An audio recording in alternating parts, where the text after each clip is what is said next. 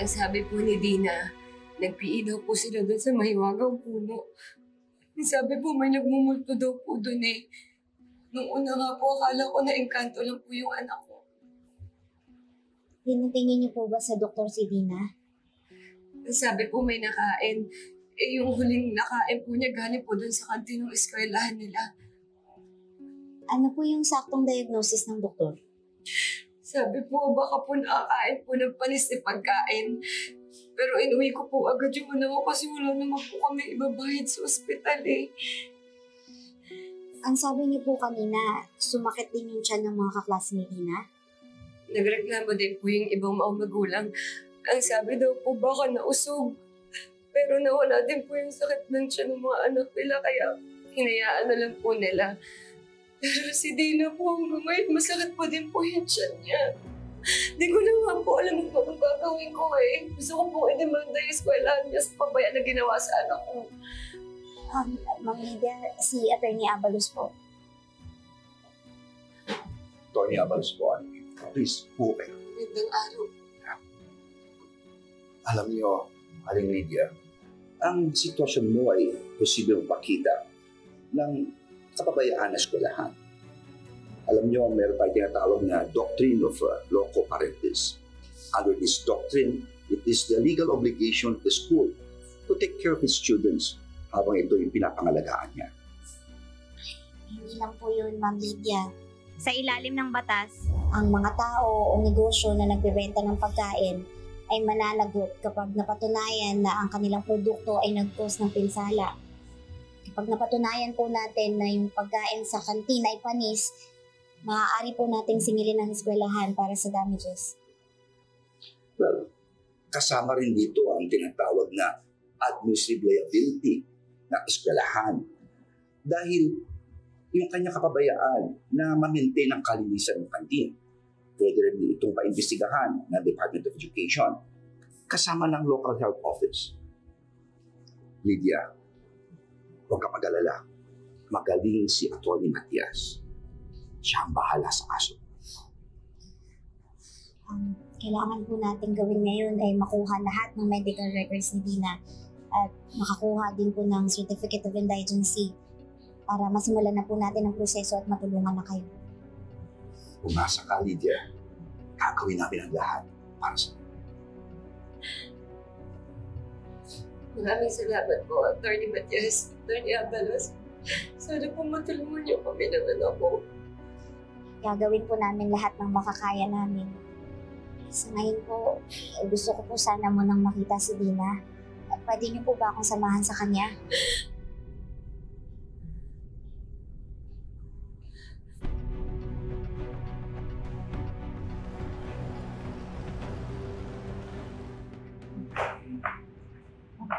Kaya pala ang nanay mo. Dolores, salamat sa pagbantay niyo sa anak ko. Kung walang anuman o maiwan ko na kayo at nag-aantay din ng mga anak ko. Ito. Okay.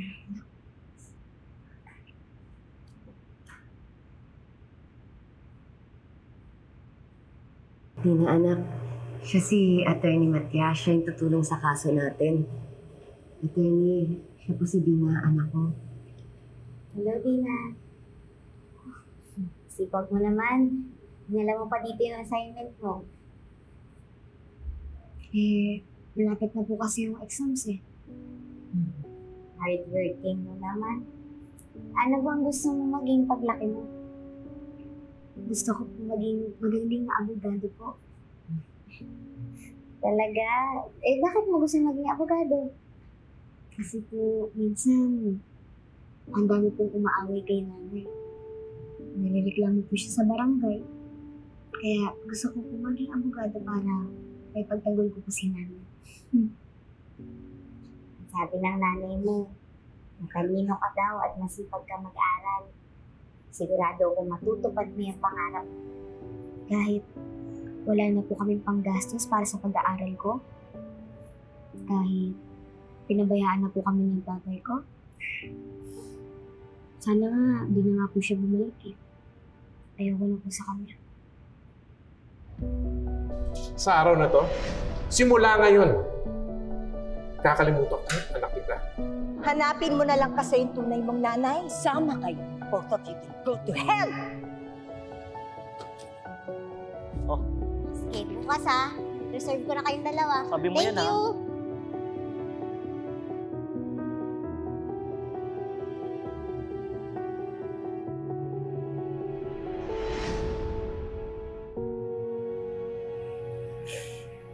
Kahit ano pang pinagdadaanan mo, basta masipag ka, matyaga at porsigido, walang makakahadlang para matupad mo yung pangarap mo.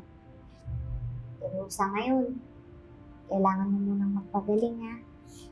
Magpalakas. Kamusta na ba yung pakiramdam mo?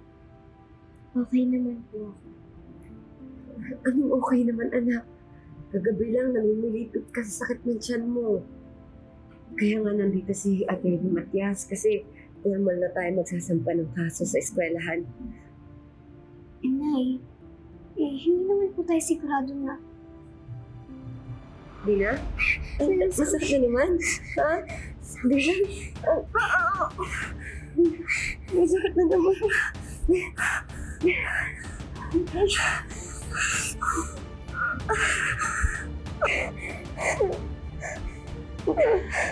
sakit ay. Baka po, dapat dalhin na natin siya sa ospital. Eh, nako, hindi po tumatalab yung nireseta ni Doc. Hindi po gumagaling yung sakit ng tiyan niya. Kapag bumabalik naman po kami doon kung ano-anong test yung hinihingi niya, nagpapabili po ng gamot, gastos lang po yun. Pero kung ibabalik niyo din mo siya uli sa ospital, Nakakatulong naman po yung sinabi ng manghihilot na sambong at langis na may halong luya. Nawawala po yung sakit ng tiyan niya, gumagaling naman po siya. Kailangan niya lang siguro magpahinga. baka ho kasi kung ano na yung nararamdaman ni Tina, baka ho kailangan niyo na talagang kumonsulta uli sa doktor. Meron naman yung medical assistance eh. Huwag po kayo mag-alala pati hindi pa umigi yung pakiramdam ni Dina, dadalhin ko po sa ospital agad.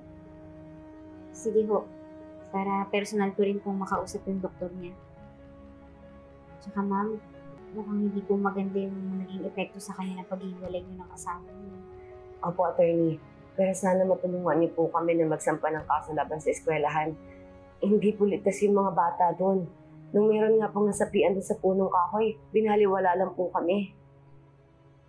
Ma'am, sigurado po ba kayo na may nagmumuto at sinasapian doon? Opo, ang dami po namin nagprotesta para padasalan at pamisahan yung punong kahoy na yun, pero hindi po nila kami pinansin. Tapos ngayon, pinakain po nila ng panis na pagkain yung mga bata. Kaya po sana po matulungan niyo po kami makasuhan yung eskwelahan na yun. Lilinawin ko lang po hindi po magiging ganun kadali gawin yun, Ma'am Lydia.